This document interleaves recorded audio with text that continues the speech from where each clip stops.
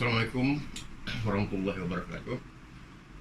Hari ini saya akan membicarakan buku ini, Monolog Kecil Tahun-Tahun Gelora, oleh sastrawan negara Datuk Baharudin Zainal, atau nama yang selalu digunakannya Bahazin.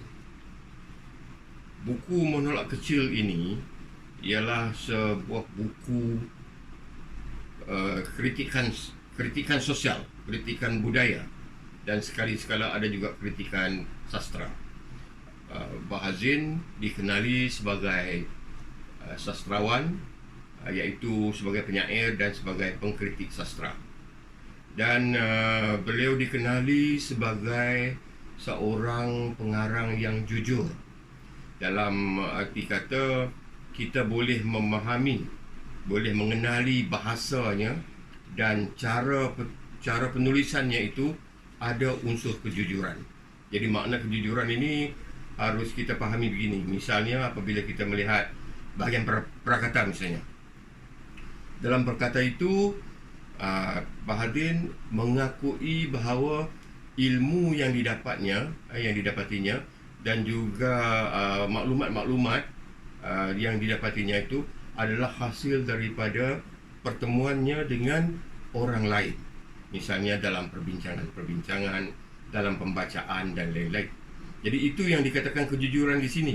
Tak dikatakan bahawa ilmu itu memang miliknya, tapi ialah hasil daripada pertemuan-pertemuan.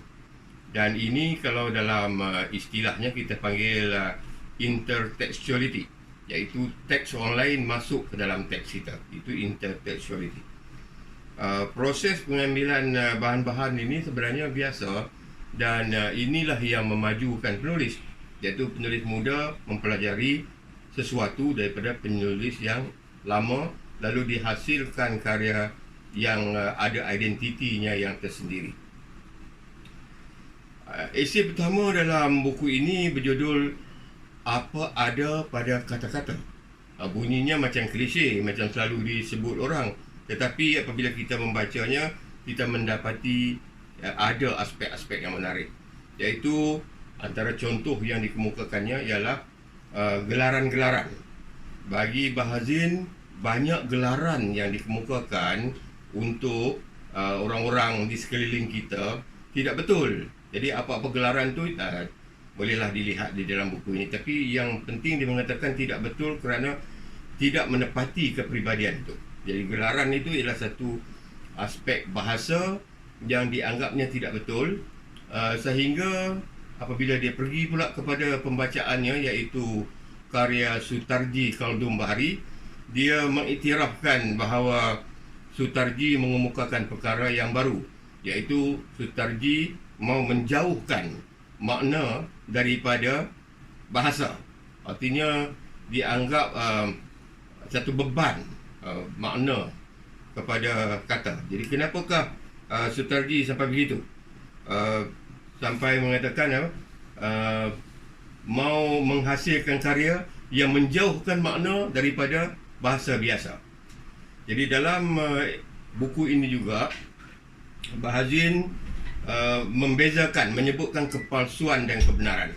Walaupun palsu itu berbeza daripada yang benar, tetapi dikatakan bahawa di tangan pengarang, kepalsuan boleh menjadi kebenaran. Dan ini adalah sejajar dengan pandangan yang ada di dalam teori anjakan makna, yang mengatakan dalam komunikasi, kata-kata yang kita kemukakan tu, yang dikemukakan oleh seseorang itu berbeza daripada apa yang difikirkannya. Kemudian apabila sampai kepada pendengar, berbeza pula tafsirannya. Itu ialah teori anjakan makna. Buku ini sebenarnya saya anggap sebagai buku yang sangat mencabar akal, malah menggesa kita berfikir jauh. Misalnya kita tahu bahawa penulis kreatif selalu dikunjungi oleh ilham. Apakah makna ilham di situ?